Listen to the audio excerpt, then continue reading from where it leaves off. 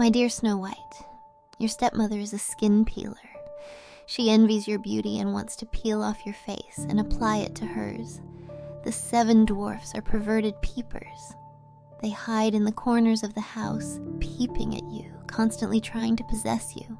The prince has a necrophilia. He will fall in love with any beautiful princess. After marrying you, he will cut you into pieces and ferment them in a jar. I am Snow White. This morning, when I woke up, I found myself holding a letter. It said, "Find a talking, glowing mirror and smash it. Your eyes will deceive you. Do not trust anyone. When a black-skinned, white-eyed, bearded man shows kindness to you, ignore him. Do not eat any food given to you by strangers, especially apples. When nightingales chirp, cover your lips with a ribbon." I felt very strange. The letter said that the queen is jealous and likes to peel people's faces, but I think she is gentle and kind. In the garden, I saw with my own eyes that when the queen accidentally stepped on an ant, she cried sadly. I thought the contents of the letter must be a prank by some mischievous maid. That evening, the queen did not arrive at the dinner table on time. My father asked me to see what was going on. Lifting my skirt, I walked to the queen's chamber and heard her asking, "Tell me, who is more beautiful, Snow White or me?" The maid responded, "Snow White is more beautiful. Her hair is blacker than ebony, her skin is whiter than snow, her lips..." Slap!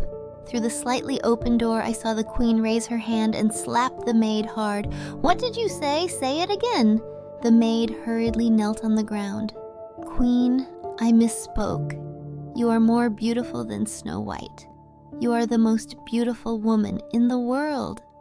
I hate liars." The queen took a pair of scissors from the dressing table and stabbed them directly into the maid's eye socket. "Now you must pay for your stupidity." Ah! Bright red blood gushed from the maid's eyes. She screamed in agony, "Queen, please forgive me." Ah! The queen grabbed the maid's hair and crazily stabbed her face with the scissors. "Fool, remember in your next life I am the most beautiful woman in the world." I had never seen such a horrifying scene. Cold sweat soaked my dress. I was so scared that my whole body trembled, and I couldn't make a sound. Ah! In the room, the maid fell to the ground, her face rotten like a beehive. Her eyeballs and tongue were shattered and oozing. But the queen was not satisfied. She took a very sharp knife, cut a cross on the maid's forehead, and began to peel the skin with her bare hands. I didn't dare to breathe, covering my mouth tightly, trembling with my legs, trying to quietly run back. Back in my bedroom, I locked the door and curled up in the corner of the bed. An unprecedented fear enveloped me. The new queen is jealous and likes to peel people's faces. Stay away from her. The contents of the letter were true. What should I do? Stay away from her? But my father decreed that every Monday's dinner must be attended by all royal family members. I can't avoid meeting the queen, so how can I protect myself? Suddenly, the words on the letter came to my mind. Find a talking glowing mirror and smash it. I took a deep breath. Maybe. If I follow the letter's instructions, I can avoid the fate of being peeled by the queen. The next day, it was the queen's birthday. My father held a grand birthday banquet for her. Nobles and dignitaries from all around came with jewelry gifts to congratulate her. They danced graceful waltzes in the castle. But I sneaked into the queen's chamber, searching for the mirror. The queen's room was large, with Persian wool carpets on the floor, and everywhere I looked, there were silk palace dresses, and the dressing table was filled with exquisite crowns, earrings, bracelets, and other beautiful jewelry. But there was no sign of any mirror. Could the mirror be carried by the queen? Click, click, click. The sound of high heels on the ground approached. I quickly hid under the bed. Soon, the door was pushed open, and the queen, wearing a red lace complex palace dress, walked in. As soon as she entered, she couldn't wait to ask, "Mirror, mirror, when can I kill Snow White?" At this time, a talking oval mirror next to me suddenly spoke in a sharp voice. 3 more days. I was startled. The mirror I had been searching for was under the bed. 3 more days? I can't wait that long.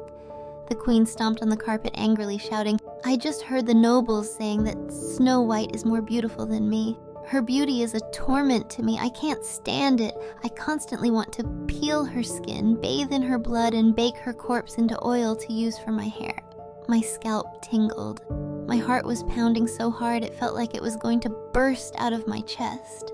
Please be patient. In 3 days, the princess will come of age, and she will be at her most beautiful. As the mirror spoke, it emitted a glow. When she comes of age, you can kill her, peel her skin, and apply it to your face to fully obtain her beauty. Wait, hold on. The queen's voice was dark. What's wrong? The mirror suddenly laughed. Beautiful queen, I sense another woman in the room. Really? As she spoke, the queen's red high heels approached the bed. The queen slowly bent down, tilting her head, stretching her neck, her voice sharp and excited. Let me see who has entered my room. She was about to discover me. I wanted to grab the mirror that encouraged the queen to peel skin and smash it. But when I reached out, I realized the mirror was on the other side, out of my reach. What should I do? In those few seconds, my thoughts raced, my anxiety peaked. My dear Snow White, you should know that it's impolite to enter someone else's room without permission. Finally, a cold, terrifying voice sounded in my ear. At that moment, I closed my eyes and dug my nails into my own face. My skin was scratched open. Blood stained my hands, but I remained motionless, lying on the ground. I really hate impolite children. The queen tilted her head, her red lips curling into a smile. Now come out. Like a good girl. I rubbed my eyes and looked up with a sleepy expression. Mother, what are you talking about? Ow, my face hurts. What's wrong with your face? The queen laughed more exaggeratedly. How did your face become so ugly? Mother, I saw a bird fly into your chamber. I was worried it would dirty your beautiful dress, so I entered without your permission. Tears filled my eyes as I crawled out from under the bed. The bird flew under the bed, and I followed it, trying to catch it, but accidentally scratched my face with its sharp claws. I fainted from the pain. The queen looked at me with a sneer. You didn't overhear anything? Overhear. I was surprised. Mother, were you talking to someone just now? Yes, I was talking to a mirror. The queen suddenly leaned in close, her eyes narrowing, sniffing my face. My dear Snow White, your face gets very red when you lie. Right now, you look like a red apple, making me want to bite into your flesh. She still discovered it. My face turned pale. The letter said the queen was jealous of my beauty. I thought that by scratching my face and pretending to faint, I could escape her grasp. But now I realized I was wrong. The queen was incredibly smart and cruel. Queen, have you changed into your new dress? My father entered the room with a smile. Today is your birthday banquet. Everyone is waiting for you. My father had arrived. I felt like I saw a savior and rushed to him. Father, the queen wants to kill me. Please save me. My child, what are you talking about? My father looked surprised. You say the queen wants to kill you? Are you joking? The queen is kind and gentle. How could she want to kill you? She was just talking to a mirror, saying she would kill me on my birthday. In extreme fear, I picked up the mirror from under the bed. Father, look, this mirror can talk. Mirrors can't talk. You must be mad. My father sighed at me. Is it because I haven't found you a suitable prince? So you are depressed and crazy? I smashed the mirror on the ground. Father, please believe me. Oddly, the mirror was unbreakable, not even a crack. I was about to grab a chair and smash the mirror, but the queen pushed me away. Ah, this is my favorite mirror. She picked up the mirror, playfully leaning on my father. King, your princess is truly mad. You'd better find her a suitable prince soon. My father nodded, holding my hand. Snow, there are many handsome princes in the castle today. Let me take you to see them. No, I finally sobered up a bit. Just as I had thought before, my father didn't care about me. My face was scratched open, but he didn't ask about my injury. He loved the queen deeply, and his eyes were only on her. Therefore, no matter what I said or did, he would never believe me. Father! I looked at him in despair, lifted my skirt, and ran out. I'm a bit tired now. I want to go back and rest. I already knew about the queen's dark side. She would not let me go. I had to escape from the palace while the queen was busy with her birthday banquet. I ran out of the palace gates. I ran into a dense forest. My white dress was already covered in dust, but I couldn't care less, desperately running deeper into the forest. The sky gradually darkened. The pale moon quietly hung on the treetop. The nightingale's chirping sounds also started to come one after another. When nightingales chirp, cover your lips with a ribbon. I didn't forget the content of the letter. Although I was too tired to move, I still tore a piece of my skirt and covered my lips with it. Extreme fatigue made me curl up next to a tree stump and fall into a deep sleep. My God, what a beautiful person. At dawn, a rough man's voice echoed through the forest. The nightingales perched on the trees flapped their wings and flew away. I opened my eyes. I saw a terrifying man about 2 meters tall with black skin, bulging eyes bigger than those of a cow. He exuded a strong smell of blood and rot.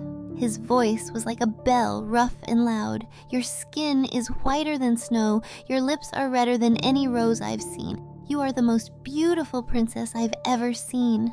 When a black-skinned, white-eyed, bearded man shows kindness to you, ignore him. He was the man described in the letter. My scalp tingled and I stood up to run. The man's thick, fat hand grabbed my neck in an instant.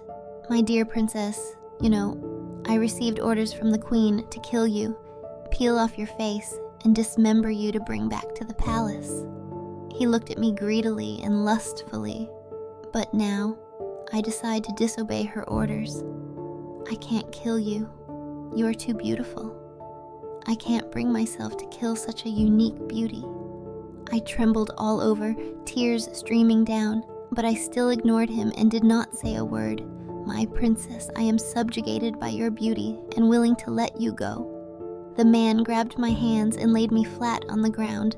Then his broad, muscular body pressed down on me. But in exchange, he suddenly paused, one hand pulling at my dress, the other sticking out his tongue to lick my earlobe. You must give me your most precious thing. Tears blurred my vision. I struggled desperately, but in front of this rough man, my struggles seemed so weak. Just as darkness was about to swallow me, the man suddenly stopped. You are a princess, the most noble woman in the world. But me? I am just a lowly butcher. I don't deserve you. He changed his expression again, muttering to himself.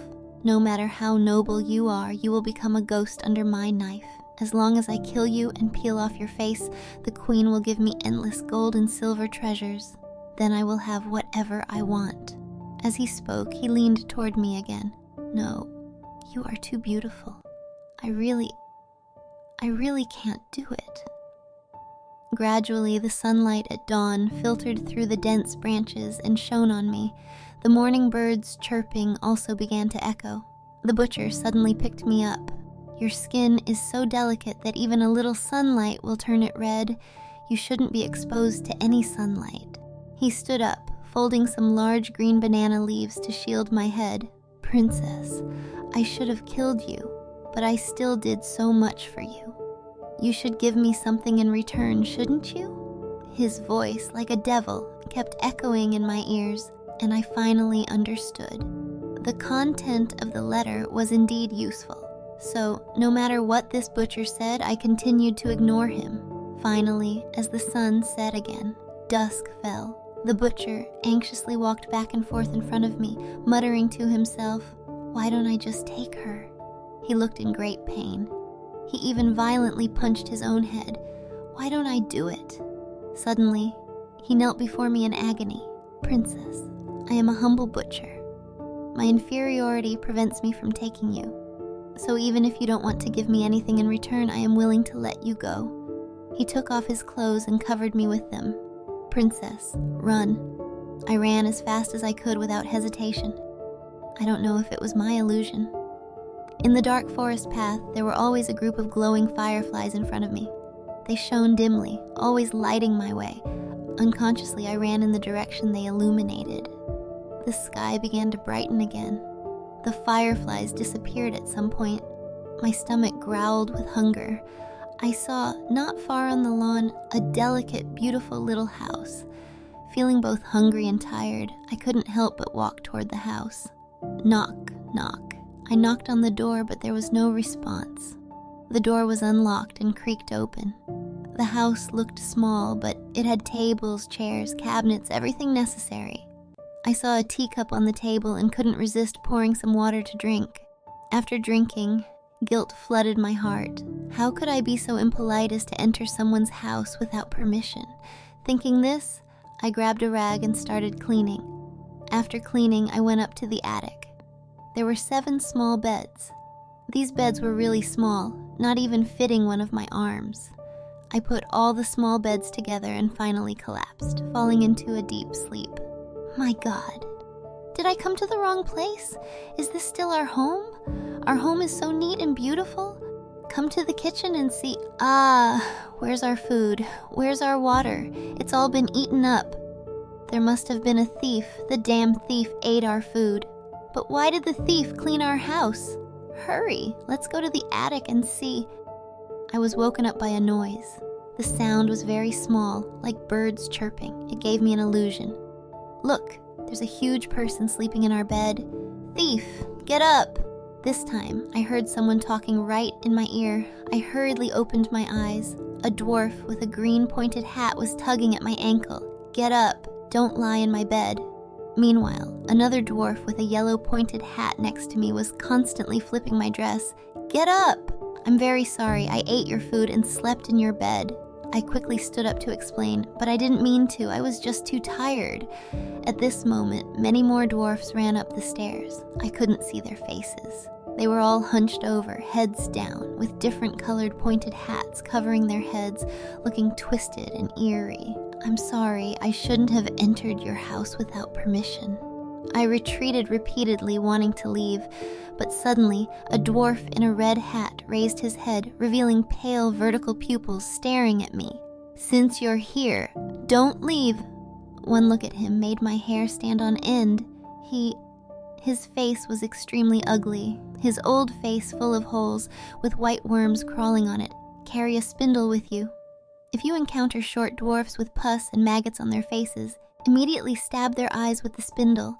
The content of the letter surfaced in my mind again, but the dwarfs didn't harm me. Should I really hurt their eyes? I reached into my dress and gripped the spindle, but hesitated. At my hesitation, a dwarf stabbed my ankle with a spear. Let's stab her feet.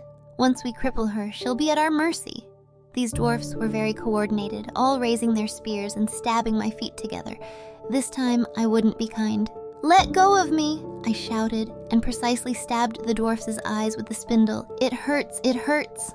The red dwarf covered his face, lying on the ground, screaming in pain. Brothers, unite! Kill her! The dwarf shouted, destroy her feet, trap her in our house forever, make her our maid. I quickly pulled out the spindle and stabbed another dwarf's eye.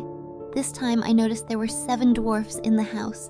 Except for different colored clothes, they all looked the same. Old faces, pus-filled.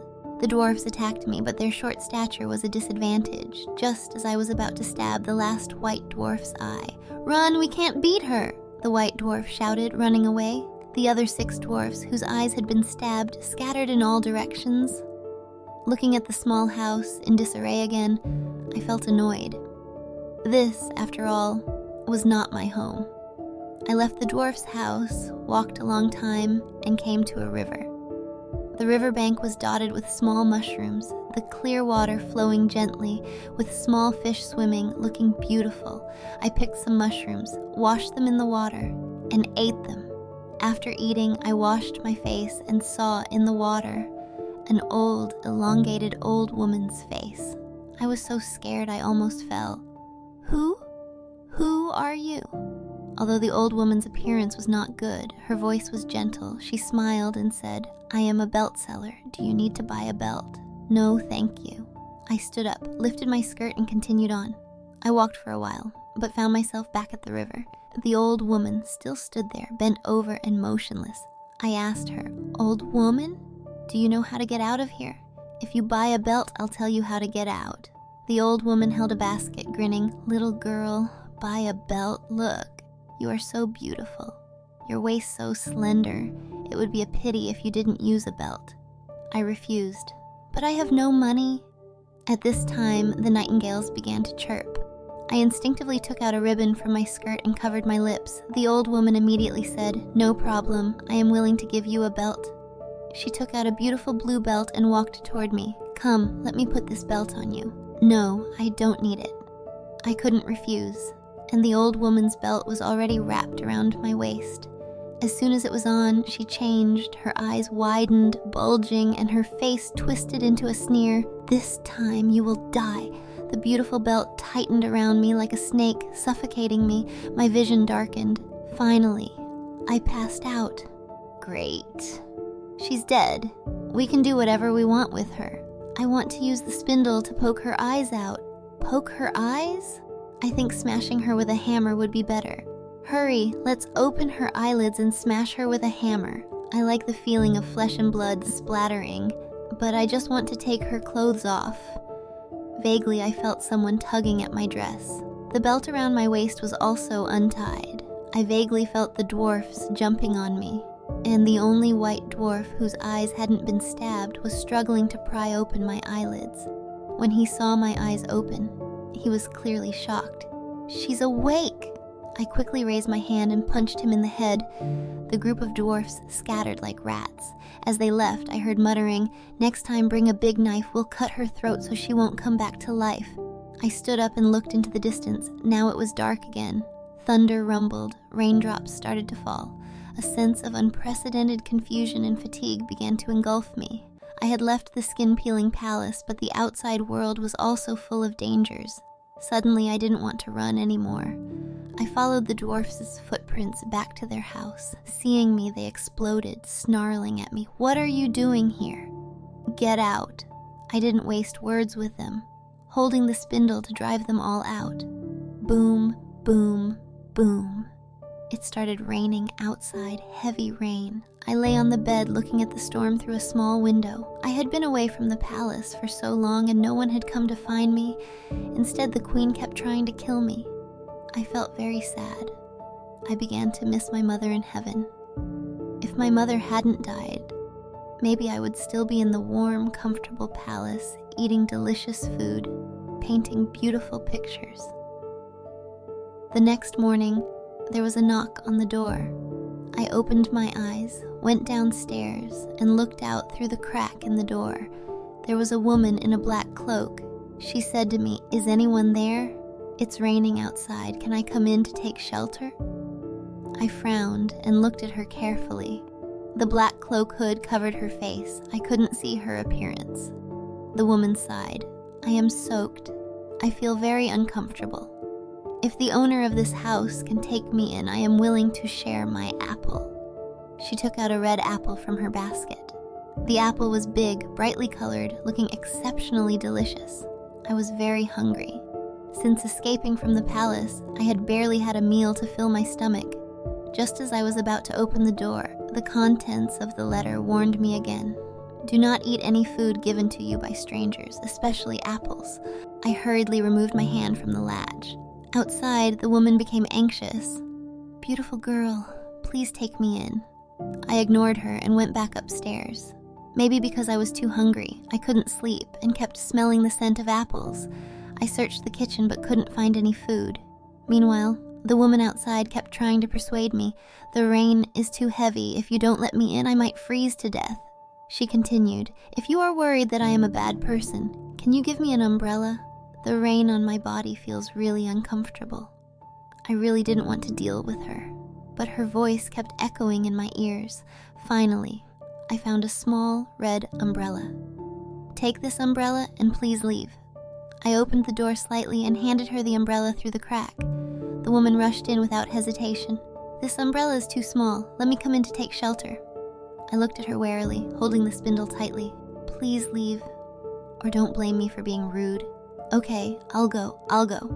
The woman slowly backed away, but suddenly raised the apple from her basket and forced it into my mouth.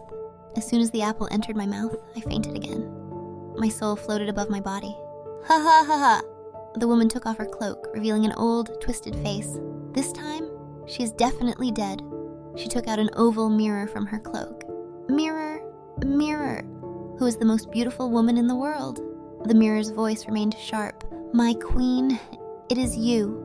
You are the most beautiful woman in the world." "Ha ha ha." The woman laughed wildly, reaching behind her ear and pulling forward. A fair, delicate face slowly appeared. She was the queen from the palace." Then the queen bent down, her sharp nails on my face. I want to peel her face. But strangely, every time she tried, a mysterious white light blocked her vision. The queen screamed, "Mirror! Last time I couldn't peel her face, why can't I do it this time either? I don't know. Maybe the princess has a fairy godmother's protection." The mirror hesitated for a moment, then said, "But queen, the princess is already dead. Her body will gradually rot, maggots will eat her, and you will be the most beautiful woman in the world." Looking at my body lying on the ground, I felt deep regret. I should have adhered to the letter and not trusted anyone easily, but I let my soft heart take over. Now I am dead. My soul has left my body, and I will soon reunite with my mother in heaven. Shortly after the queen left, 7 dwarfs came in. This time, she is truly dead. Yes, she has a poisoned apple in her throat. She can't come back to life. Shall we cut her throat with a big knife? Better not, I have an idea. She is so beautiful. If we put her in a crystal coffin for display, many people will pay to see her. A group of dwarfs gathered around my body, chattering, "She is so beautiful, worth a lot of money." Soon, they brought a crystal coffin and placed me inside. We'll take her to the busiest place and say, "Come see the most beautiful princess in the world." Her skin is whiter than snow. Her beauty captivates countless people. Countless people lined up with gold coins to look at my face through the crystal coffin. The dwarfs made a fortune. She is so beautiful. If only she wasn't dead. People in the crowd muttered, "I really want to touch her." To touch her, you need to pay extra. The dwarfs held out a finger, 1,000 gold coins. "That's too much," everyone protested. I felt unprecedented humiliation. At this moment, I really hoped someone would burn my body. "I'll pay." In the crowd, a man riding a white horse, dressed in luxurious clothes, stood out. He dismounted with a sword at his waist, walking toward the crystal coffin. "Her beauty captivates me. I want to see her face." He told his guard, "Take out 1,000 gold coins." "Yes, prince," the guard complied, handing the gold coins to the dwarfs. The transparent lid of the coffin was opened. The prince closed his eyes, puckered his lips, and slowly leaned towards me. At this moment, I finally understood the letter. When nightingales chirp, cover your lips with a ribbon. Only by covering my lips with a ribbon could the prince not kiss me. But it was too late. His mouth reeked horribly. As soon as he touched my lips, I woke up. The prince's eyes didn't show joy, but rather disgust. It was as if I shouldn't have woken up. "Darling, you are so beautiful." The prince suddenly knelt on one knee, kissing my hand. "Will you marry me?" He was extremely handsome. For a moment, I ignored the smell from his mouth and wanted to say yes. At this time, the letter warned me again. "Your eyes will deceive you. Do not trust anyone." I felt a chill all over, but couldn't help saying, "I will." The prince smiled, lifted me. "I will take you to my kingdom now, but you must promise me one thing." I didn't struggle in his arms, but pointed to the dwarves. "You must kill these dwarfs." "Of course." The prince smiled cruelly. "These dwarfs put you in the coffin. They touched your body, they must die." As soon as he finished speaking, his guards drew their swords and began slaughtering the 7 dwarfs. In an instant, blood splattered everywhere. The crowd was clearly terrified, fleeing in all directions. The prince leaned down, kissing my forehead. "Darling, now that I have granted your wish, will you marry me?" He was so handsome, but he ordered the killing without a second thought. He was too cruel. "I have one last request." I pointed to the sky. "I want the moon. Will you bring it down for me?" "Are you joking?" The prince's face darkened. "How can I get the moon?" Suddenly he laughed. "My dear beauty, are you making things difficult for me?" Before I could speak, he threw me to the ground and drew his sword to stab me. "Since you dare make things difficult for me, I'll kill you and keep you in a transparent jar so you'll always be with me." "No!" I knelt. "Prince, please don't hurt me. I will marry you. I will agree to whatever you say." The prince's sharp sword approached me, but I think a dead person looks better than a living one. "Then you should die." I used all my strength to leap up and stabbed the prince's eye with the spindle. Blood flowed from his eye sockets. The prince covered his eyes, screaming in pain. "Kill her, kill her!" His guards raised their swords to strike my head. I died again. When I woke up again, I found myself lying next to my mother, but she had been dead for a long time. Her body was stiff, covered in spots. She held a letter. The letter read, "My dear Snow White, you are my beloved child. In my dying moments, I entered your dream and foresaw your future life. You should know, your future stepmother, jealous of your beauty, always wants to peel your skin. The butcher coveted your beauty, but he was too inferior, so he didn't touch you. The 7 dwarfs are perverted peepers. As for the prince, he is a manic necrophile. He likes beautiful corpses. When he proposes to you and takes you back, he will cut you into pieces and ferment them in a jar. My poor daughter, your future is full of hardships, so I wrote down the following, hoping you will follow it. The new queen is jealous and likes to peel faces. Stay away from her. Do not eat any food given to you by strangers, especially apples. Carry a spindle with you. If you encounter short dwarfs with pus and maggots on their faces, immediately stab their eyes with the spindle." I held the letter, crying uncontrollably. At this moment, my father walked over. Seeing my dead mother, he sighed, "I want to marry a new queen to take care of you. What do you think?" "Of course." I stood up, walking toward the dressing table. After picking up the spindle, I smiled at my father. "Father, this is something Mother wanted me to give you before she died." My father lowered his head. "What is it?" I immediately stabbed my father's eyes with the spindle. "It's your life." Caught off guard, my father fell to the ground. I raised the spindle and kept stabbing my father's head.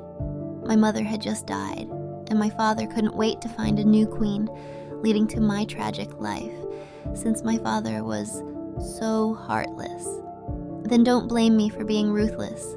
Mother, please rest assured, the contents of your letter are no longer useful to me.